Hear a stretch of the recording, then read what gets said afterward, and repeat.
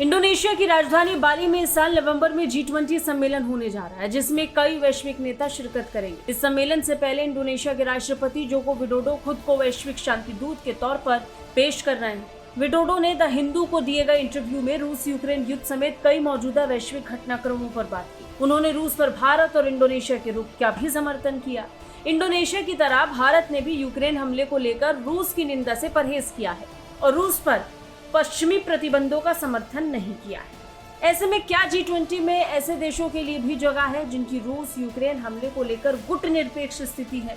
इस सवाल के जवाब में विडोडो ने क्या कहा, आपको बताते हैं। विडोडो ने कहा कि हम सभी को एक साथ बैठना चाहिए, फिर चाहे आप किसी भी ब्लॉक या गुट के हों। सबसे जरूरी यह है कि हमें अपने अहम को कम कर मानवता को बचाने, खाद्य सुरक्षा और ऊर्जा सुरक्षा जैसे मामलों को प्राथमिकता देने की जरूरत है। पिछले महीने जर्मनी में प्रधानमंत्री मोदी और विडोडो की मुलाकात हुई थी और G20 में दोनों नेताओं के सहयोग के बारे में पूछे जाने पर उन्होंने कहा कि प्रधानमंत्री मोदी के साथ मुलाकात के दौरान हमने अर्थव्यवस्था, निवेश सहित द्विपक्षीय संबंधों पर व्यापक बातचीत की थी। हमने खाद्य तेल के भारतीय आयात पर भी चर्चा की। मैंने उन्हें बताया था कि हमने मई में इससे प्रतिबंध हटा दिए थे ताकि दुनिया भर में ताड़ के तेल के वितरण को बहाल किया जा सके।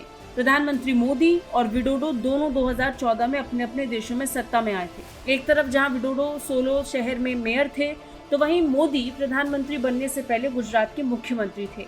ऐसे में दोनों नेताओं के बीच समानताओं के बारे में जब पूछा गया तो विडोडो ने क्या कहा, वो आपको बताते हैं। विडोडो ने कहा कि मुझे लगता है कि हमारे पिछले रिकॉर्ड की वजह से हम दोनों के बीच कुछ समानताएं हैं। अमेरिका, भारत, ऑस्ट्रेलिया और जापान द्वारा बनाए गए क्वाड संगठन को लेकर जब सवाल पूछा गया और इसमें शामिल होने को लेकर इंडोनेशिया के रुख के बारे में पूछा गया तो विडोडो ने कहा कि आसियान और भारत के बीच इंडो पैसिफिक को लेकर सहयोग बढ़ना चाहिए। हमें ये सुनिश्चित करना चाहिए कि देशों के बीच अस्वस्थ प्रतिस्पर्धा ना हो।